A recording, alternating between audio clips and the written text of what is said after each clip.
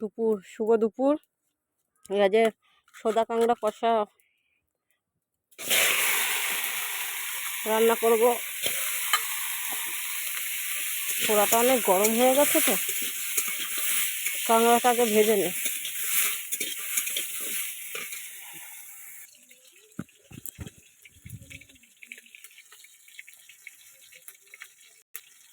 বন্ধুরা, যে কাঁকড়া কষা করবো, তাই যে আদা রসুন কাঁচা লঙ্কা সব দিয়ে মশলাটা কষিয়ে নেব।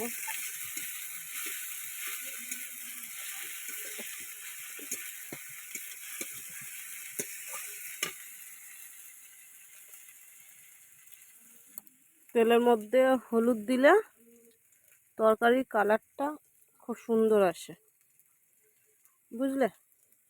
তোমরা তো পাকা রাঁধুনি, তোমরা জানোই।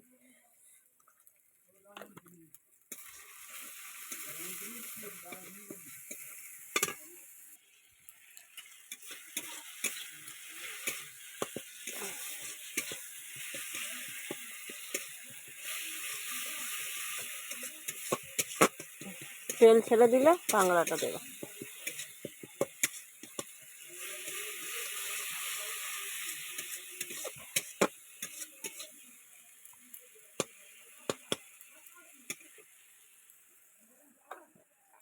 বুঝতে পেরেছো? এই যে তেলটা ছেড়ে দিয়েছে, এই যে তেল ছেড়ে দিয়েছে, তার মানে পারফেক্ট মশলা কষা হয়ে গেছে। হবে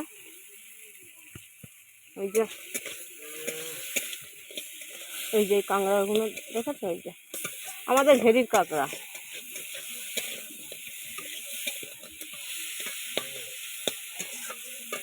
ভেরির কাঁকড়া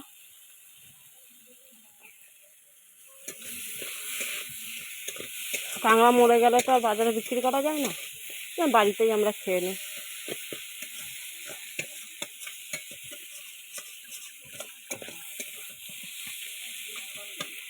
একটু গরম মশলা দিয়ে দিই এর মধ্যে, তাহলে টেস্ট লাগবে। অনেকে লাগানোর সময় দেয়, আমি আগে দেই, দিলে তার টেস্টটাই আলাদা হয়।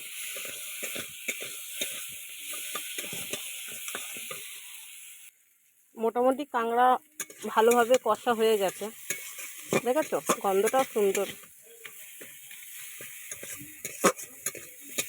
একটু জল দেব একটু সেদ্ধ হবার জন্য।